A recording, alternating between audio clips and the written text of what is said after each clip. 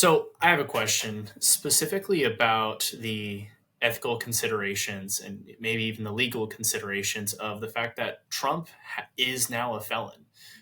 He is running a race, and a lot of people have the opinion that he's a criminal. Should he still be able to run for president and take? Because right now it seems like he could win. For a lot of people, that is completely wrong. Well, I would start with this. The Constitution sets what is key for a person to be able to run for office. Interestingly enough, you can run for president while you're in jail because the only real criteria are that you have to be 35 years of age and you have to be an American citizen. You have to be born here in the United States. You can't have become a United States citizen. You had to be born an American citizen. Now, that small list of criteria means that you could be convicted of a crime and still become president. Our founders, I guarantee you, thought about this very issue. And I think what they came to is this. Why should it be up to the courts? Why shouldn't it be up to you as a voter?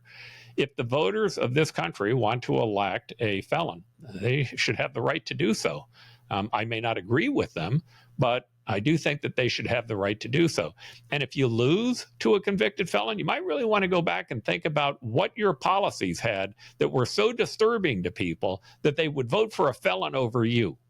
All right, so kind of like what Nick said, it looks like Trump might win this election. What do you think would be the main difference in policies between his first term and if he wins his second term? That's the $1 million question. I think people are deeply worried about that question.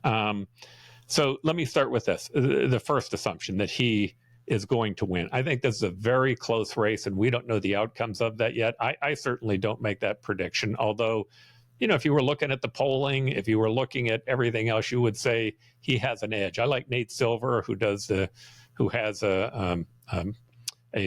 poll of polls product that he puts together, and his comment is he thinks it's too tight to call, but if he had to call one out in favor, he would call out Trump. In terms of my worry with Trump, it's that he has shown us that he has the willingness to take a look at overthrowing the Constitution, and that is a worry for me. Most of the other things, his positions on immigration. By the way, I thought his merit-based immigration proposal that he made during the time he was president was a pretty good proposal. I'm not in favor of where he stands on Ukraine and supporting our NATO allies. I'm not really sure where he is on Israel, although in his past he had been supportive of Israel. So I'll say that he probably will be now, but he certainly wasn't supportive of NATO in his past. If I were to give you the two things that I'm most worried about, his tariff proposal, which is a giant tax on the American public, but more importantly, it is incredibly inflationary. And I think that's why the price of gold is going up. I think there are a lot of high net worth people who are buying gold right now because they don't trust United States treasuries and the American dollar, because Trump has been making comments that seem very clear that he'll destabilize them. That's not just my assumption. He's been making comments that are very clear on that point.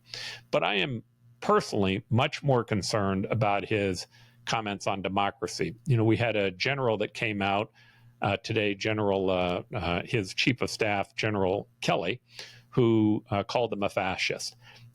I think that may be overreaching, but you have General Miley that worked with him. You have Mad Dog Mathis, who was his Secretary of Defense, as well as 20 other military people that work for him, that have all come out and said that they're worried about his authoritarian bent and, more importantly, his willingness to use the United States military against the American public.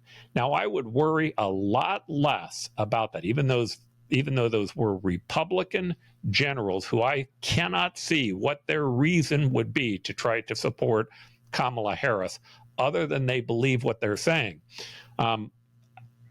But again, I'd be much less inclined to even believe it then if Trump wasn't reinforcing it by saying there's an enemy within, and he sees why it is that we should use the military to accomplish that purpose. In fact, I think his making those comments is what made many of those generals finally step up and say, we need to do something.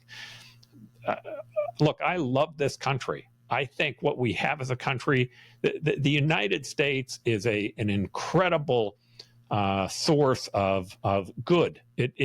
It is a force for good. I believe that what we've accomplished is unparalleled in world history. The people who live with the lowest quality of life in the United States are in Mississippi. The next most richest countries are called the G7 countries.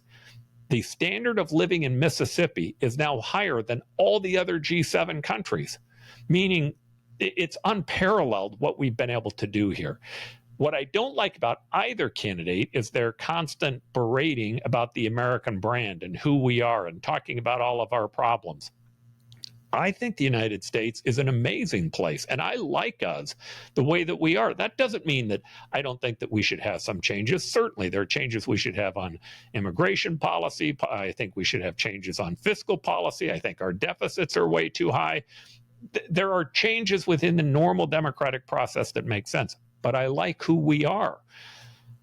My big worry is doing anything to dismantle that. And if you turn the American military against the American public, you may have ended it forever. Now, the real question is, would the Senate allow people to be confirmed in the military without asking those questions, and that would actually support a president who wanted to do that?